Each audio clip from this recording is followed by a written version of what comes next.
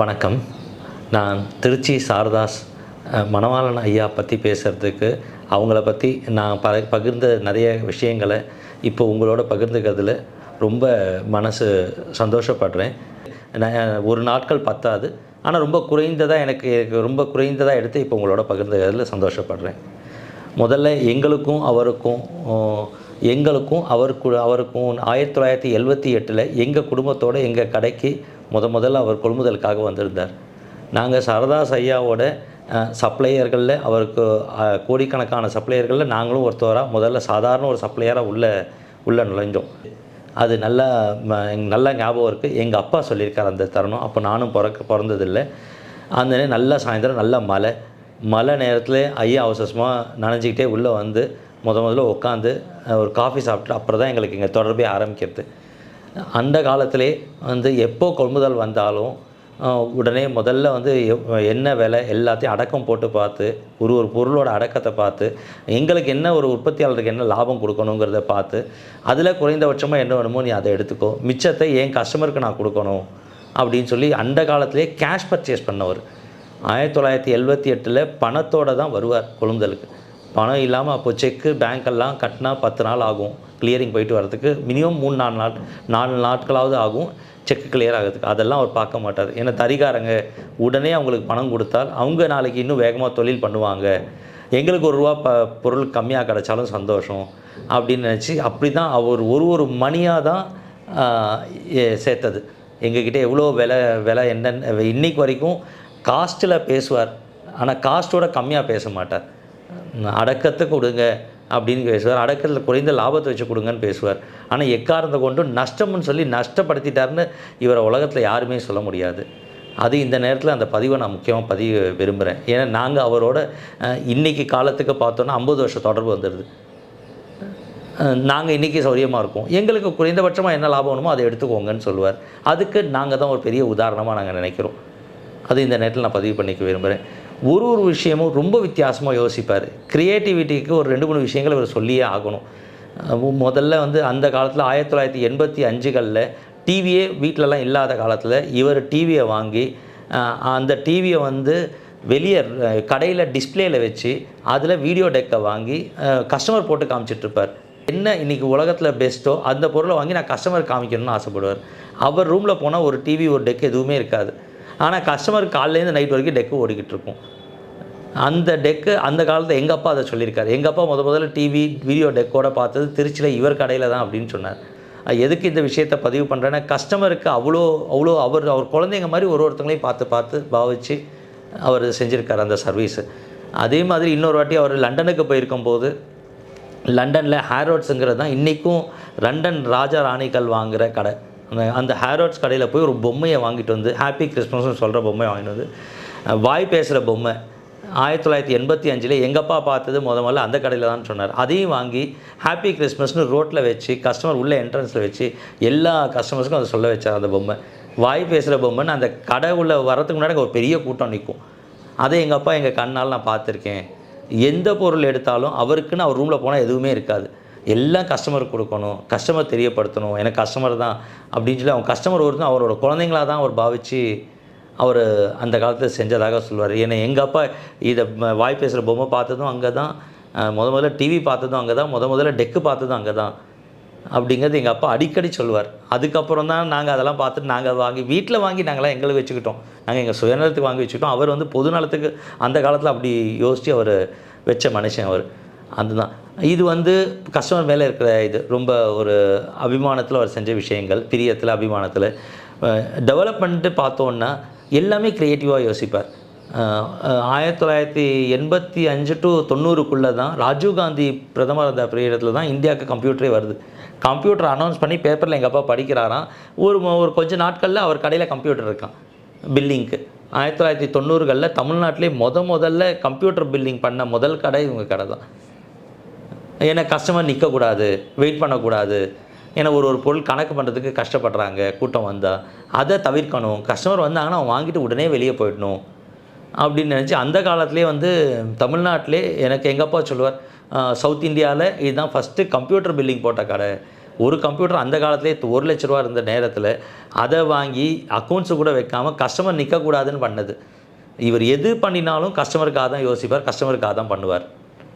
அது இந்த நேரத்தில் அதுக்கப்புறம் தமிழ்நாட்டிலே முதல்ல வெயில் ஜாஸ்தி ஆகுதுன்னு முதல்ல தமிழ்நாட்டில் ஃபஸ்ட்டு ஏசி ஷோரூம் போட்ட கடை இதுதான். மெட்ராஸில் கூட எந்த கடையும் வந்ததில்லைன்னு எங்கள் அப்பா சொல்லியிருக்கார். அது வந்து 1985க்குள்ளே ஏசி பண்ணிட்டார். ரூமுக்கு ஏசி பண்ணுறதே பெரிய விஷயமா இருக்க காலத்தில் கடைக்கு ஏசி பண்ணி கஸ்டமர் வந்தால் சௌரியமாக இருக்கணும், வேர்வையே தெரியக்கூடாது, வேர்க்கவே கூடாது, அவன் ஜம்முன்னு இங்கே உட்காந்து நிம்மதியாக உட்காந்து பேசணும். ஒன்று அவரோட க்ரியேஷனுக்கு வந்து அவரோட க்ரியேட்டிவிக்கு எல்லாரும் 2 விஷயத்தை இப்படி யோசிச்சாங்கன்னா ஒரு வித்தியாசமாக ஒரு புது விஷயத்தை ஒரு மலைப்பாக இருக்கிற விஷயத்தை யோசித்து அதை நடைமுறை பண்ணிவிட்டு அமைதியாக உட்காந்துருப்பார். அதை வந்து விளம்பரம் கூட இந்த மாதிரி நான் டிவி டெக் வச்சுருக்கேன்னு கூட எங்கேயுமே சொல்லிக்கவும் மாட்டார். இங்கே கடைக்குள்ளே வந்தால் தான் அந்த கஸ்டமருக்கு தெரியும். ஏசியும் அதே மாதிரி தான். எங்கள் அப்பா இன்றைக்கி இல்லை, ஆனால் எங்கள் அப்பா சொல்லியிருக்கார் இந்த விஷயத்தை எல்லாத்தையுமே. அது கேட்கும்போது எனக்கு மலைப்பாக இருந்தது. 1978 இவரோட தொடர்பு ஏற்பட்டு கேஷ் பர்ச்சேஸ் அப்படியே நடந்துக்கிட்டு இருக்கும் தருணத்தில் ஒரு கட்டத்தில் கொள்முதல் நிறைய ஆகிடுச்சு. நிறைய இவருக்கு சிலைகள்லாம் தேவைப்பட்ட போது இவரால் கேஷ் எடுத்துகிட்டு போக முடியாத சுச்சுவேஷன் ஏற்பட்டவுடனே இவர் ஒரு ஊர்லேயுமே இவங்க கடையில் ஒரு அக்கௌண்ட்டை ஓப்பன் பண்ணாங்க. ஒரு உற்பத்தியாளர் ஊர்லேயுமே. உதாரணத்துக்கு கும்பகோணம், காஞ்சிபுரம், சேலம், அப்புறம் பாம்பே, சூரத் எல்லா ஊர்லேயுமே ஒரு பேங்க் அக்கௌண்ட் ஓப்பன் பண்ணி அங்கே போயிட்டு அந்த கஸ்டமர் சப்ளையருக்கு எல்லாருமே அன்றைக்கி கொள்முதல் பண்ணால் அன்றைக்கே லோக்கல் செக்கு கொடுத்துருவாங்க. லோக்கல் செக்கு கொடுத்ததுன்னா என்ன அட்வான்டேஜ்னால் உடனே கிளியரிங் எல்லாம் வித்தின் 1 ஹவரில் ஆகிடும். 1 ஹவரில் அவங்க இப்போ கொள்முதல் பண்ணிட்டாருன்னா அங்கேயே செக்கை கொடுத்து தான் கிளம்புவார். செக்கை கொடுத்துட்டு கிளம்பும்போது அந்த பணம் அடுத்த நாள் காலைல அன்றைக்கி நைட்டே நம்ம காலைல நேரமாக இருந்தால் வித்தின் 1 மணி நேரத்தில் எங்களுக்கு பேங்க்கில் போய் இந்த பணத்தை வாங்கிக்கலாம். அது 1978லேருந்து 2005 வரைக்கும் இந்த நடைமுறை தான் இருந்தது. இதை வந்து எங்கள் அப்பா பல முறை சொல்லியிருக்கார். தமிழ்நாட்டில் இந்தியாவிலே வந்து கொள்முதல் வாங்கினா எல்லா வீட்டுக்கு போயிட்டு நான் டிடி அனுப்புகிறேன்னு சொல்லிட்டு போவாங்க. இல்லை பணம் எடுத்துகிட்டு வரமுடியல, அதெல்லாம் அவர் பேசவே மாட்டார். உற்பத்தியாளருக்கு வந்து ஒரு உற்பத்தியாளர் வந்து அவர் குடும்பமாக பாவிச்சார். அதுவும் இல்லாமல் அவர் ஒரே வார்த்தை தான் சொல்லுவார், உன்னால் நீ எவ்வளோ உன்னால் மினிமம் நல்ல குறைந்தபட்சம் கேஷ் பர்ச்சேஸ் நான் உனக்கு பணம் கொடுக்கறது காரணமே நீ கேஷ் பர்ச்சேஸ் பண்ணு, நீ கேஷ் கொள்முதல் பண்ணி உன்னோட அடக்கத்தை கொண்டு வா, கம்மியான காஸ்ட் ப்ரைஸில் உற்பத்தி பண்ணு, உனக்கு கம்மியான லாபத்தை வச்சுட்டு எங்களுக்கு கொடு அப்படின்னு சொன்னதுனால தான் இன்றைக்கி வந்து இவர் வந்து இவ்வளோ பெரிய வளர்ச்சி தமிழ்நாட்டில் யாராலையும் கொடுக்க முடியாத விலைகளெல்லாம் இவரால் கொடுக்க முடிஞ்சது. அதுதான் இவரோட மெயினான இது. எங்கள் உற்பத்தியாளர் ஒரு குழந்தைங்கள மாதிரி பார்த்துப்பார். நாங்கள் எத்தனோ முறை வந்து எங்களுக்கு உற்பத்தி வாங்கும்போது ஒரு பட்டு விலை கம்மியாகிடுது, பட்டு நூல் கம்மியாகுது, விலை கம்மியாகுது அப்படின்னு சொன்னாங்க. நல்ல உற்பத்தியாளர்னால் உடனே நாங்களே அவர்கிட்ட போய் சொன்னோன்னா பரவாயில்ல நீ பட்டை வேணால் வாங்கி ஸ்டாக் பண்ணு, நான் உனக்கு அட்வான்ஸ் தரேன்னு சொல்லி அட்வான்ஸ் பேமெண்ட் கொடுப்பாரு. அந்த பட்டு 3 மாதத்தில் விலை ஏறிடுதுன்னா நாங்கள் 6 மாதத்துக்கு உண்டான நூலை வாங்கி வச்சுப்போம், ரா மெட்டீரியல்லாம் வாங்கி வச்சுப்போம். வாங்கி வச்சுக்கும் போது அது வந்து உங்களுக்கு எங்களால் இவருக்கு 6 மாதம் மார்க்கெட்டில் எங்கே விலை ஏறினாலும் இவருக்கு மட்டும் எங்களால் கம்மி விலையில் சப்ளை பண்ண முடியும். எங்களுக்கு உடனே அடுத்த நாளும் பேமெண்ட் வந்துடும். அதனால் எங்களோட முழு உற்பத்தியும் நாங்கள் இவருக்கு திருப்ப ஆரம்பித்தோம். நாங்கள் எல்லா உற்பத்தியாளரும் அதை மாதிரி இவருக்கு பண்ணி கொடுக்க ஆரம்பித்தாங்க. பண்ணி கொடுக்கும்போது வந்து எல்லாரோட யாரும் எதிர்பார்க்க முடியாத ஒரு காஸ்டிங் கம்மியான பர்ச்சேஸில் இவங்களால் பண்ண முடிஞ்சது. இது அந்த காலத்திலே ரொம்ப யோசித்து நடைமுறைக்கு கொண்டு வந்த ஒரே ஒரு வியாபாரி மட்டும்தான். வேறு யாருமே வந்து லோக்கல் செக்கு எனக்கு தெரிஞ்சு இந்தியாவில் யாருமே லோக்கல் செக்குங்கிறதே கொடுத்ததே கிடையாது. அதுதான் இவருக்கு இந்த விஷயத்தை நம்ம இதை பதிவு பண்ணியே ஆகணும். அது இன்றைக்கெல்லாம் ஆர்டிஜிஎஸ் வந்திருக்கலாம், ஆன்லைன் ட்ரான்ஸ்ஃபர் எவ்வளோ வேணால் வந்திருக்கலாம். அன்றைக்கி ஒரு ஊர்லேயும் போய் ஒரு பேங்க் அக்கௌண்ட் வச்சு அங்கே உள்ள பேலன்ஸை மெயின்டைன் பண்ணி அந்த கணக்கை பார்த்து கொண்டு வரதுலாம் நினச்சி பார்க்க முடியாத விஷயங்கள். அதுதான் என்றைக்கு நாங்கள் அதுக்கு மீறி இந்த நேரில் கொள்முதல் வரும்போது இந்த மாதிரி நடைமுறை. அப்புறம் ஃபோன் ஆர்டர் வந்ததுன்னா நாங்கள் அங்கே அனுப்பிச்சிட்டோன்னா அந்த பண்டல் அன்றைக்கே ஓப்பன் பண்ணிவிட்டு அடுத்த நாள் காலைல 4 to 8 4 மணிக்கெலாம் எழுந்துடுவார். 8 மணிக்குள்ளே எங்கள் பில் எல்லாத்தையும் பார்த்துட்டு கையெழுத்து போட்டுவிடுவார். போட்டுட்டு 10 மணிலேருந்து நைட்டு 10 மணி வரைக்கும் கஸ்டமரை தான் பார்ப்பார். எங்களுக்கு தேவையான எல்லா வேலைகளையும் அன்றைக்கே முடித்து வச்சுருப்பார். நாங்கள் போனோன்னா பேமெண்ட் ரெடியாக இருக்கும். காலைல அவரையே பார்க்க வேண்டிய தேவையே இருக்காது. கையோட பணத்தை வாங்கிட்டு நாங்கள் போயிட்டே இருப்போம். எத்தனோ வாட்டி எங்கள் கிட்டே பணம் இல்லாமல் நாங்கள் வந்து பட்டுநூல் வாங்கிறதுக்கு எங்களுக்கு பட்டுநூல் சப்ளை வந்து பெங்களூர், ஜரிகை சப்ளை வந்து சூரத். அதுக்கு பட்டுநூல் வாங்கிறதுக்கு எங்களுக்கு பணம் இல்லாமல் நாங்கள் அவர் கடைக்கு போய் நிற்கும் போது நீ பட்டுநூல் வாங்க போறியா, சரி கம்மியான விலையில் வாங்குன்னு சொல்லி எங்களுக்கு எவ்வளோ நாள் அட்வான்ஸுக்கு பேமெண்ட்டு கொடுத்துருக்கார். கொடுத்து அந்த பணத்தை எங்கள் பெங்களூரில் கிடைக்கிற மாதிரி ஏற்பாடும் பண்ணியிருக்கார். அதெல்லாம் கிடைக்கும்போது மார்க்கெட்டில் இல்லாத விலை, அடக்க விலை நாங்கள் வந்து கம்மியாக எங்களுக்கு அவர் போட்டு தர முடிஞ்சுது. எந்த ஒரு காலகட்டத்திலையும் வந்து உனக்கு குறைந்தபட்ச லாபத்தை வச்சுக்கோன்னு தான் சொல்லியிருக்காரே தவிர நஷ்டத்துக்கு பொருளே அவர் கேட்கவே மாட்டார். அந்த மாதிரி ஒரு பெரிய மகான். அந்த மாதிரி அழிச்சும் கொடுத்தார். ஒரு பொருளை உற்பத்தி பண்ணுறது பெருசில் எங்கள் கடைக்கெல்லாம் வந்தாருன்னா மொத்தமாக ஸ்டாக் கூடவுனை பூட்டி சாவி எடுத்துகிட்டு போயிருக்கார். ஒரு உற்பத்தியாளர் இடத்துல போயிட்டு எங்களுக்கு 1000 தறி வருஷம் இருந்தபோது இது வரைக்கும் 4 முறை பூட்டி சாவி திருச்சிக்கு எடுத்துகிட்டு போயிடுவார். எடுத்துகிட்டு போயிட்டு அடக்கம் எல்லாத்தையும் பார்த்துட்டு கையோடு நாங்கள் திருச்சிக்கு போயிட்டு அங்கே போய் எல்லாத்தையும் எழுதிட்டு போயிடுவோம். இவ்வளோ இவ்வளோ இவ்வளோ இவ்வளோ இவ்வளோ புடவைகள் இருக்குது, இவ்வளோ இதோட காஸ்ட் இவ்வளோ அப்படின்னு எழுதிட்டு போயிடுவோம். அங்கே லாபத்தை உட்காந்து உனக்கு என்ன கொஞ்சம் இந்த லாபம் போதும் எடுத்துக்கோன்னு சொன்னால் அது நியாயமாக தான் இருக்கும். அந்த லாபத்தை கொடுத்து அங்கேருந்து எடுத்துன்னு வருவோம். அந்த மாதிரி குடோனாக பர்ச்சேஸ் பண்ண ஆரம்பித்தார். அதை வந்து 1990 to 2000 நிறைய இது வரைக்கும் 4-5 முறை அந்த மாதிரி குடோனை பூட்டியிருக்காருன்னு சொல்லி எங்கள் அப்பா சொல்லி நான் கேள்விப்பட்டிருக்கேன். இங்கே இல்லை, அப்போ நிறைய சப்ளையர்ஸும் இதை மாதிரி சொல்லியிருக்காங்க. ஒரு கடையை பூட்டி சாவி எடுத்துகிட்டு போகிற ஒரு உரிமை உள்ள மனுஷன் இவர் ஒருத்தர் தான், இந்த ஐயா மட்டும்தான். அதை நாங்கள் இந்த நேரத்தில் பதிவு பண்ணி ஆகணும். ஏன்னா யாராவது அவங்க கடைச்சாவியை கொடுப்பாங்களா சொல்லுங்கள். ஏன்னா அந்த மாதிரி அபரிவிதமான சேல்ஸ், அபரிவிதமான உற்பத்தியெலாம் இருந்தபோது அவர் வந்து அந்த மாதிரி தான் பண்ணுவார். ஆனால் ஒன்றும் என்ன பேசினாலும் முதல்ல அட்வான்ஸை கொடுத்துருவார். பொருளை பேசுறது அப்புறம் இதெல்லாம் பிடிச்சிருச்சுப்பா, நீ மடித்து 4 நாள் ஆகும் எடுத்துன்னு வரதுக்கு, பேக் பண்ணி நீ கொண்டு வந்துட்டேருன்னு சொல்லிவிட்டு கொடுத்துருவார். அட்வான்ஸை கொடுத்துருவார். இன்றைக்கி அந்த நாள்லேருந்து இன்றைக்கு வரைக்கும் அவர் பசங்க எல்லாரும் இன்றைக்கி ரோஷன் சார், சரத் சார் எல்லாருமே பேமெண்ட்டில் இன்றைக்கும் அதே நீங்கள் மெயின்டைன் பண்ணிகிட்ருக்கிறது. நாங்கள்லாம் ஒரு சப்ளையராக நாங்கள்லாம் ரொம்ப பெருமைப்படுறோன்னு சொல்கிறதோட அதோட வேல்யூ எங்களுக்கு தான் தெரியும். மனசார அதை வந்து நாங்கள் உங்களோட சப்ளையர் குடும்பம்னு சொல்லும்போது ரொம்ப பெருமைப்படுறோம். இன்றைக்கி அதனால தான் இன்றைக்கி வந்து இந்த மாதிரி காலகட்டத்திலையும் வந்து அதான் 40-50 வருஷமாக ஒரு சப்ளையர் இன்றைக்கும் அவங்களோட இருக்கோன்னா இதெல்லாம் தான் ஒரு காரணங்கள். எவ்வளோ கடைகள் எவ்வளோ வந்தாலும் இன்றைக்கும் அவங்களோட இருக்காங்கன்னா ஒரு சப்ளையரையும் அவங்க குடும்பம் போல் அவர் கொண்டு வந்துட்டார். இன்றைக்கி நான் எடுத்துகிட்டு போகிற பொருள் நான் மனசில் வேண்டிட்டு சுவாமி ரூமில் வேண்டிட்டு அங்கே போய் பில்லை கொடுத்துட்டு வருவோம். எனக்கு கையில் உடனே பணத்தை கொடுத்துட்றாரு. நாளைக்கு உற்பத்தி ஜாஸ்தி பண்ணணுனாலும் அதுக்கும் பணம் கொடுக்குறார். நாங்கள் அட்வான்ஸ் வந்து பல தருணங்களில் நாங்கள் அட்வான்ஸ் வாங்கியிருக்கோம். ஏன் எங்கள் தொழிலை எக்ஸ்பேண்ட் பண்ணுறதுக்கும் வாங்கியிருக்கோம். புதுசாக டையிங் யூனிட் போடணுன்னாலும் பணம் கொடுப்பார். எல்லாத்தையும் நீ புடவையில் கழிச்சிக்கலாம், வியாபாரத்தில் கழிச்சிக்கலாம், அதனால் என்ன அப்படின்னு சொல்லிடுவார். அதை பற்றி ஒன்றுமே பேச மாட்டார். தொழில் அபிவிருத்திக்காக, தொழிலை எக்ஸ்பேன்ஷனுக்காக என்ன சொன்னாலும் பண்ணுவார். அது வந்து ஏன் இவ்வளோன்னு கேட்கவே மாட்டார். இது வரைக்கும் கேட்டதே இல்லை. எக்ஸ்பேன்ஷனுக்கு கொடுத்துருக்கார், தறி எக்ஸ்டெண்ட் பண்ணணும் கொடுப்பார், எவ்வளோ கேட்டாலும் கொடுப்பார். நான் இதுக்கு பட்டுநூல் வாங்கணுன்னாலும் கொடுப்பார். இது வந்து எங்கள் அப்பா வந்து 2000 காலங்கள் வரைக்கும் எங்கள் அப்பா அட்வான்ஸ் வாங்கியிருக்கேன்னு சொல்லியிருக்கார். அது வந்து 1978 ஆரம்பித்து நீங்கள் 22 வருஷமாக ஒருத்தவங்களுக்கு அட்வான்ஸ் கொடுத்துட்டுருக்காங்கன்னா தேவைன்னு வரும்போது இதை பற்றி யோசிக்க மாட்டார். நீ தானே நல்லா தொழில் பண்ணணும், உன்னோட வேலை குறைந்த லாபத்தில் எவ்வளோ காஸ்ட் ரொம்ப கம்மியாக நீ கரெக்டாக குவாலிட்டியாக பண்ணி கொடுக்கணும், அதில் ரொம்ப கவனமாக இருந்தார். அப்படியே பண்ணி இந்த 22 வருஷம் பழக்கத்தில் 2000 இப்போ நாங்கள்லாம் என்ன பண்ணிட்டோம், எங்களோட குடும்பமாக பாவிக்க ஆரம்பிச்சிட்டோம். நாங்கள் பட்டுநூல் உற்பத்தியாளர் தான், நாங்கள் பட்டு சில வியாபாரிங்க தான். ஆனால் எங்களுக்கு வந்து 1984 அவங்க கடை கஸ்டமர் தான். இன்றைக்கி ஒரு முகூர்த்த சேலைனாலும் 1984 அங்கே தான் வாங்கிட்டு இருக்கதா எங்கள் அப்பா சொல்லியிருக்கார். ஏன்னா எங்கள் பேர் வைக்கிற ஃபங்க்ஷன்லேருந்து அங்கே வாங்கியிருக்கோன்னு எங்கள் அப்பா சொல்லியிருக்கார். அப்படி ஒரு கஸ்டமராகவும் மாற்றிருக்கார். அந்த கஸ்டமர் அவங்களே வந்துடுவாங்க சந்தோஷமாக. அப்படி தான் இன்றைக்கி வரைக்கும், இன்றைக்கி எங்கள் கடைசியாக நடந்த ஃபங்க்ஷன் வரைக்கும் முகூர்த்த பட்டு வந்து நாங்கள் அங்கே தான் வாங்கியிருக்கோம். வாங்கணுன்னு தான் வாங்கியிருக்கோம். ஐயாவை பார்க்க முடியாதுலாம் தெரியாது. நாங்கள் அவரை பார்க்கணுன்னு கூட நினைக்க மாட்டோம். போனால் நாங்கள் அங்கே வாங்கிட்டு வந்துடுவோம். அப்படி ஒருத்தவங்களையும் அவர் வந்து அவங்க குடும்பம் மாதிரி அதை கொண்டு வந்துட்டார். நாங்கள் உற்பத்திலையும் எங்களுக்கு இந்த லாபம் 5 ரூபா கம்மியாக இருந்தால் பரவாயில்ல, அவங்கள சீக்கிரம் விற்றுடுமேன்னு நினைப்போம். அவரும் அதே மாதிரி கம்மியாக போட்டு விற்று அப்படி பேர் எடுத்தது. இதே நேரத்தில் இப்படிலாம் நாங்கள் எப்போ வெளியூர்லேருந்து வந்தாலும் ஒரு சப்ளையரும் முதல்ல வந்தோடனே வான்னு கேட்டுட்டு சாப்பாடு நேரம் 12 மணி ஆகிட்டாலே சாப்பிட்டு போகணும்னு சொல்லிடுவார். சாப்பிட்டு வா அப்புறம் பேசுவோம். காலைல 9 மணிக்கெலாம் போயிடுவோம், ஏன்னா சீக்கிரம் வேலையை முடிச்சிடலாம். 10 மணி ஒரு கஸ்டமர் பார்க்குற டைம்னு 8 மணிக்கு போயிடுவோம்.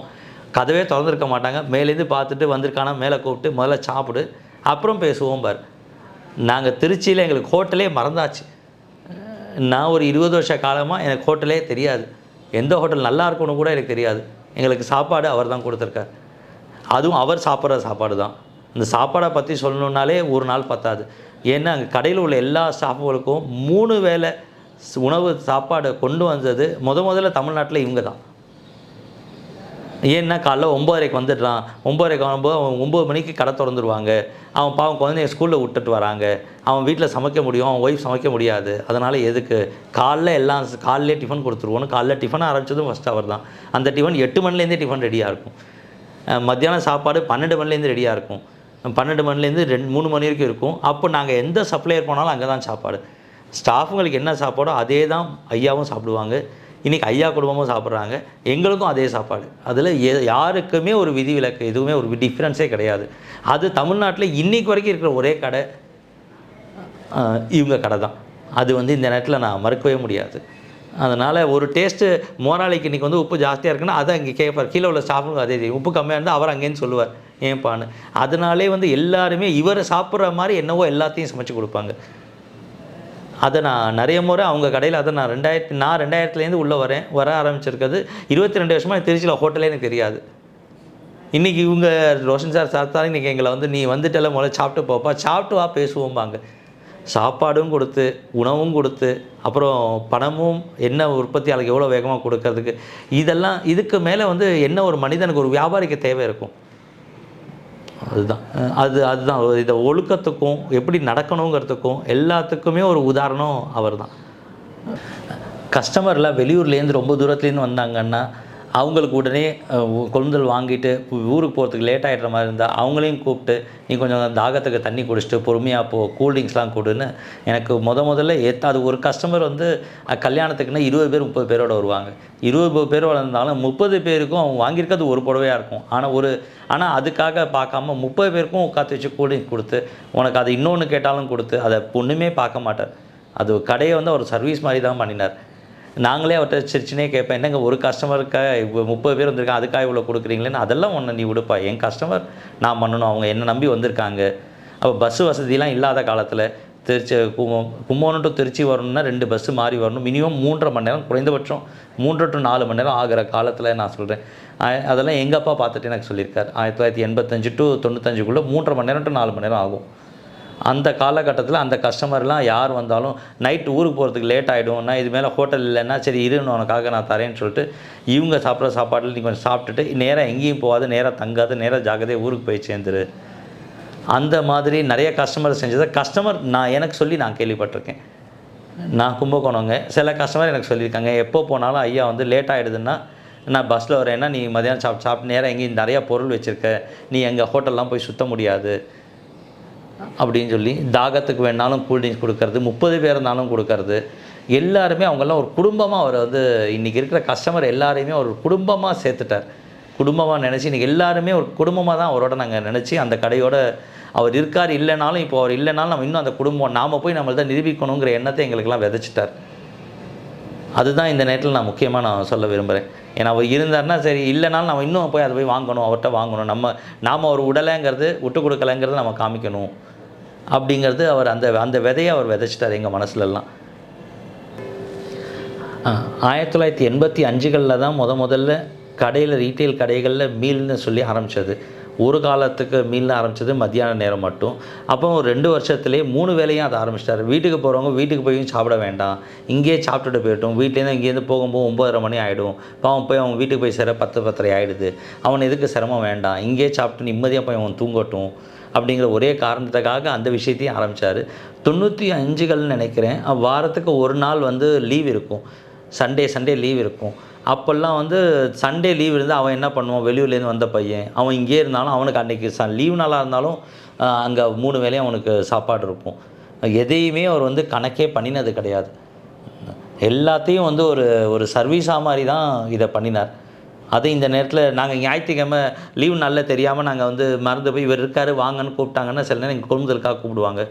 சரி கூப்பிட்டாங்களே ஃப்ரீயாக இருக்காங்களேன்னு நாங்கள் காலைல அங்கே போய் சரக்கை கொடுத்தோன்னா அன்னைக்கு கையோடு உடச்சி பார்த்துருவாங்க. சீக்கிரம் வேலை முடிஞ்சிடும்னு நாங்கள் சில நாட்கள் அது செய்கிறது உண்டு. அப்போது கூட மதியானம் நீ இல்லை வந்துட்டியா முதல்ல சாப்பிட்டுட்டு போன்னு சொல்லி அங்கே கிச்சனுக்கு போனால் அப்போது இருக்கிறவங்க சாப்பிட்டுனே இருப்பாங்க. ஏன்னா பொதுவாக கடை இல்லைன்னே யாரும் இருக்காது. ஆனால் அதை பார்க்க மாட்டார். அன்றைக்கி சப்ளையர் வந்தால் கூட அன்றைக்கும் நடக்கும். அன்றைக்கும் மெனு கம்மியாகவே இருக்காது, அன்றைக்கும் நல்ல மெனுவும் இருக்கும்.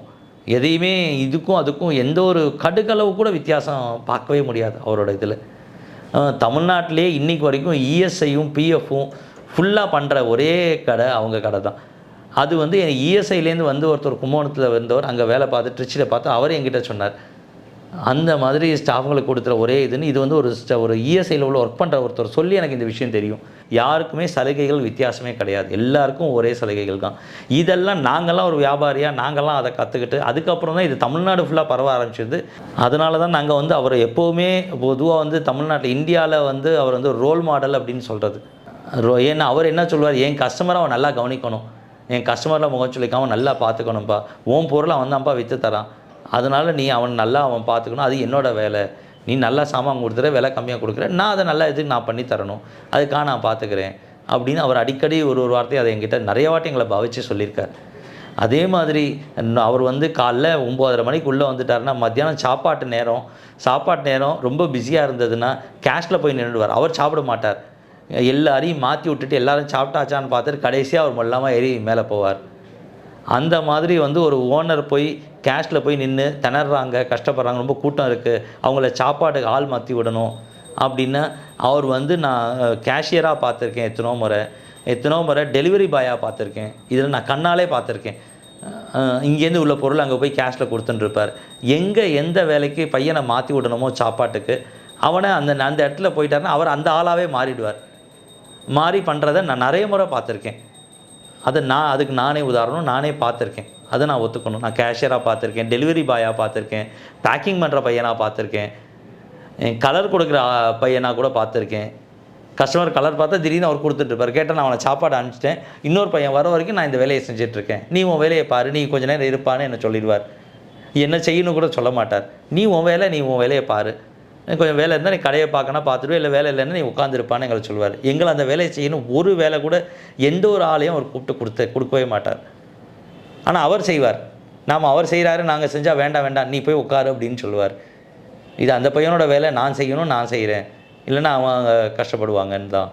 அந்த மாதிரி ரொம்ப உயர்ந்த நோக்கம் உள்ள மனிதர். இன்னொன்று, இதே நேரத்தில் எங்களெல்லாம் வந்து நாங்கள்லாம் சாதாரண ஒரு சப்ளையராக இருந்தபோது அப்படியே குடும்பமாக அப்படியே பகிர்ந்து ஒரு 20 வருஷம் அப்படியே சப்ளையராக இருந்தோடனே எங்கள் குடும்பத்தோட எல்லா அன்றாட விஷயங்களும் அவர் தெரிகிற லெவலுக்கு நாங்கள் அவரோட பகிர்ந்துக்க ஆரம்பித்தோம். பகிர்ந்துக்கும் போது எல்லாத்தையும் கேட்டுட்டு அவர் சொல்லுவார், நீ தானம் தர்மங்கள் பண்ணணும், இப்படி செய்யணும் அப்படி செய்யணும்னு சொல்லி எங்களெல்லாம் கோயிலில் வந்து உள்ள ஐஷ்ணு வந்து நீ உனக்கு இந்த வந்த லாபத்தில் நீ இதில் இவ்வளோ பங்கு நீ கோயிலுக்கு செய் அப்படின்லாம் அவர் சொல்லியிருக்கார். அதுக்கு ஒரு கோயில்னு சொல்லும்போது இவரை பற்றினது 2 விஷயங்கள் நான் முக்கியமாக பகிர்ந்துக்க விரும்புகிறேன். ஒன்று வந்து சமயபுரம் கோயில் பற்றி. எல்லாரும் சமயபுரம் கோயில் வந்து நல்லா பண்ணியிருக்கோம், நீ கும்பாபிஷேகம் மாறிடுச்சு, நல்லா இருக்குன்னு எல்லாம் சொல்லுவாங்க. ஆனால் அது எல்லாரும் கும்பாபிஷேகத்தை பற்றி மட்டும்தான் பேசுகிறோம், கோயிலோட டெவலப்மெண்ட் மட்டும் தான் பேசுகிறோம். அவர் அப்படி கிடையாது. கோயிலோட அந்த பக்கத்தில் இந்த காவேரி கரையை வந்து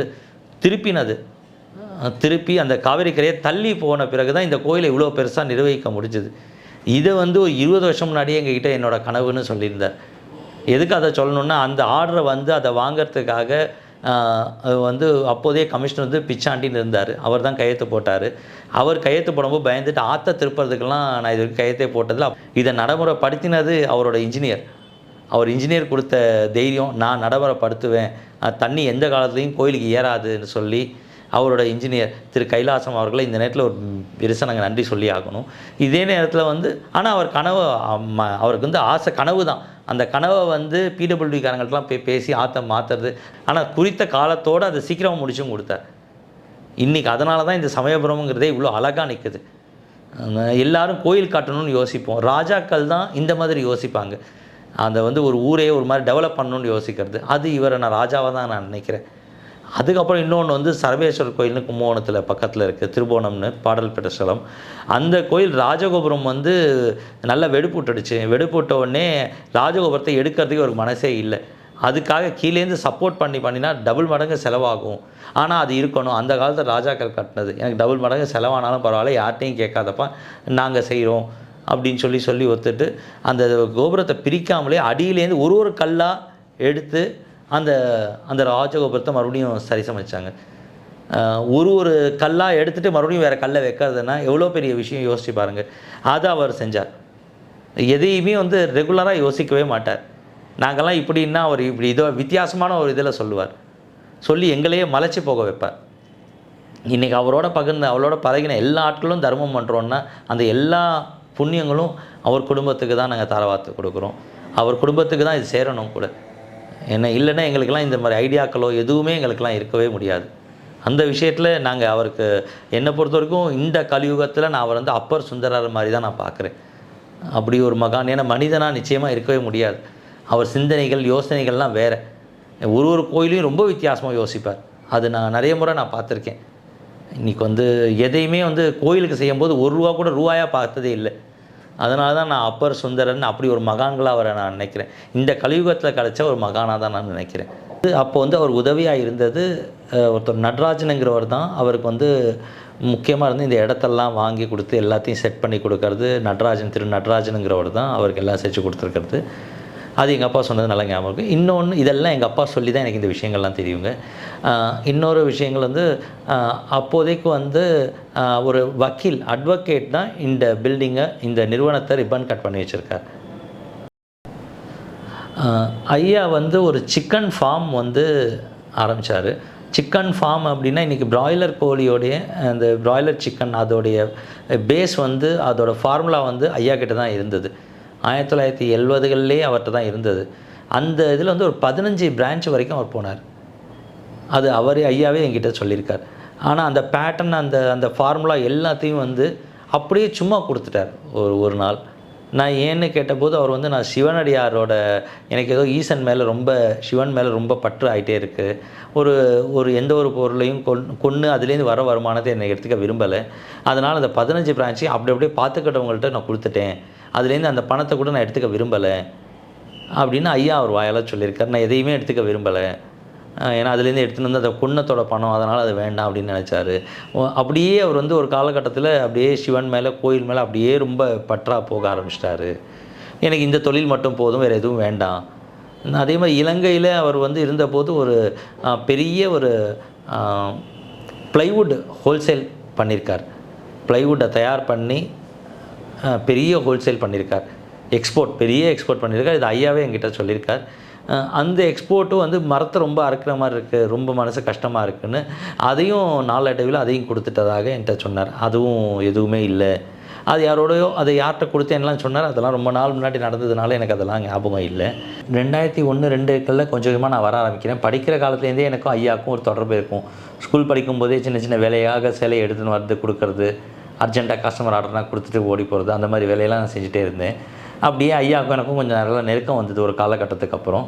2005-6 இன்றைக்கி எங்களுக்கு வந்து கும்பகோணத்தில் ஒரு 5 ஹோட்டல் இருக்குது, ரூம்ஸோடு நடத்திட்டுருக்கோம். அவர் வந்து முதல் ஹோட்டல் 91 ஆரம்பித்தது. 2வது ஹோட்டல் வந்து 2006 ஆரம்பித்தது. 2006 நம்ம 2வது ஹோட்டல் பிரான்ச் நான் உள்ளே வந்து ஒரு 2 வருஷத்தில் ஹோட்டல் ஆரம்பிக்கணும்னு சொல்லி எங்கள் அப்பாட்ட சொன்னபோது எங்கள் அப்பா ஒத்துக்க மாட்டேன்னு சொல்லிட்டார். உனக்கு இப்போ தான் வந்திருக்கேன், உனக்கு அனுபவம் பத்தாது அப்படின்னு சொல்லிட்டு. இதை எங்கள் அப்பா ஏதோ ஒரு சாதாரணமாக ஐயா கிட்ட பகிர்ந்தபோது அவர் சரி அடுத்த சேலை எடுத்துகிட்டு புடவை எடுத்துகிட்டு ரொம்ப அவனை அனுப்புன்னு சொல்லியிருக்காரு. நான் அவனை அட்வைஸ் பண்ணுறேன்னு சொல்லிட்டு அதுக்கப்புறம் நான் இங்கே உள்ள வியாபார சூழ்நிலைகள் எல்லாத்தையும் என்னை கேட்டார். நான் எல்லாத்தையும் நான் சொன்ன பிறகு அவர் வந்து சரி எல்லாத்தையும் கேட்டுட்டு சரிப்பா நான் அடுத்த ஹோட்டல் பண்ணுறதுக்கு எங்கள் அப்பா முடியாதுன்னு சொன்னாலும் அவர் பண்ணியே ஆகணும், அவனுக்கு நீ சப்போர்ட் பண்ணணும்னு சொல்லி எங்கள் அப்பா கிட்ட அவர் வந்து விடாப்பிடியாக சண்டை பிடிச்சி நீ பண்ணணும், அவனுக்கு நீ சப்போர்ட் பண்ணணும், அவன் நல்லா பண்ணி வருவான்னு சொல்லி எங்கள் 2வது ஹோட்டல் அன்னைக்கு 2006 வந்ததுக்கு காரணம் ஐயா மட்டும்தான். எங்கள் அப்பா ஒத்துக்காத போதும் அவர் என்னை நம்பி நீ பண்ணுவ, உங்ககிட்ட பேசின பிறகு எங்கள் நம்பிக்கை இருக்குன்னு சொல்லி அவர் எங்கள் அப்பா கிட்ட சொல்லி அவர் என்ன சொன்னாலும் எங்கள் அப்பா கேட்பார். நீ அவனுக்கு கொடுக்குறியா இல்லை நான் கொடுக்கட்டுமான்னு கேட்ட உடனே அதுக்கப்புறம் வந்து ஐயாவோட பேச்சில் கட்டுப்பட்டு அதுக்கப்புறம் நாங்கள் 2வது ஹோட்டல் கட்டினோம். அதுக்கப்புறம் அது 3 ஆச்சு, 4 ஆச்சு, 5 ஆச்சு, அது வேறு. ஆனால் அன்றைக்கி 2வதுக்கு என்னை நம்பி நான் தொழிலுக்கு வந்து 3 வருஷத்தில் அடுத்த ப்ராஜெக்ட் பண்ணணுன்னு அன்றைக்கி கொடுத்தது ஐயா மட்டும்தான். அதை அந்த வாய்ப்பை எனக்கு ஏற்படுத்தி கொடுத்தாரு. ஐயா இல்லைன்னா அன்றைக்கி அந்த 2வது ப்ராஜெக்ட் பண்ணியிருக்க முடியாது. அதுக்கப்புறம் இவ்வளோ எக்ஸ்பேன்ஷன் போயிருப்போமாங்கிறது எங்களுக்கு தெரியாது. அதை வந்து எதுக்காக இந்த நேரத்தில் இதை பகிர்ந்துக்கிறேன்னா தொலைநோக்கமாக யோசிப்பார். எல்லோரும் ஒரு வியூவை பார்த்தா இவர் பார்க்க மாட்டார்.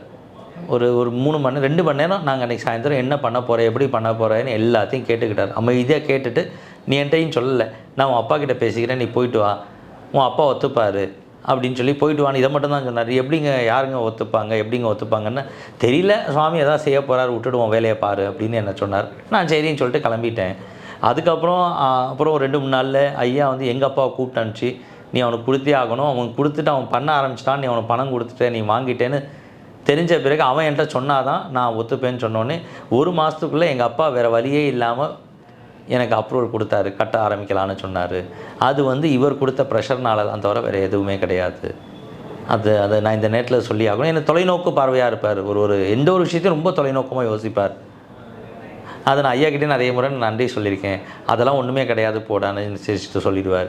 இது அடிக்கடி என்கிட்ட சொல்லக்கூடாதுன்னு என்னை கண்டிச்சிருக்கார் கூட. அதையும் இந்த நேரம், ஏன்னா அவர் செஞ்சதை சொல்லக்கூடாதுன்னு என்னை கண்டிஷன் பண்ணுவார். எங்கிட்டையும் சொல்லாது, யார்ட்டையும் சொல்லாது. யார்ட்டையும் சொன்னேன்னு தெரிஞ்சுன்னா அப்புறம் அவன்கிட்ட பேச மாட்டேன் அப்படின்வார். பேசிகிட்டு இருக்கும்போதே ஃபோனை வச்சுடுவார்.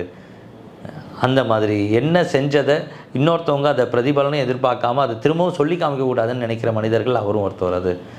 அதை இந்த நேரத்தில் நான் அவரை பற்றி நான் பகிர்ந்தாகணும். இது என் வாழ்க்கையில் எனக்கு மறக்க முடியாத ஒரு அனுபவம். இது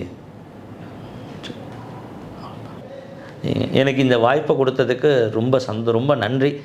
இன்னும் நிறைய விஷயங்கள் அவரை பற்றி பேசணும். ஆனால் எனக்கு நாட்கள் பத்தாது. அதுக்காக எனக்கு தெரிஞ்ச விஷயங்கள் சிலவற்றை மட்டும்தான் இப்போதைக்கு சொல்லியிருக்கேன். எனக்கு வாய்ப்பு கொடுத்த சாரதாஸ் குடும்பத்துக்கு நான் மனசார நன்றி தெரிவிச்சுக்கிறேன். வணக்கம்.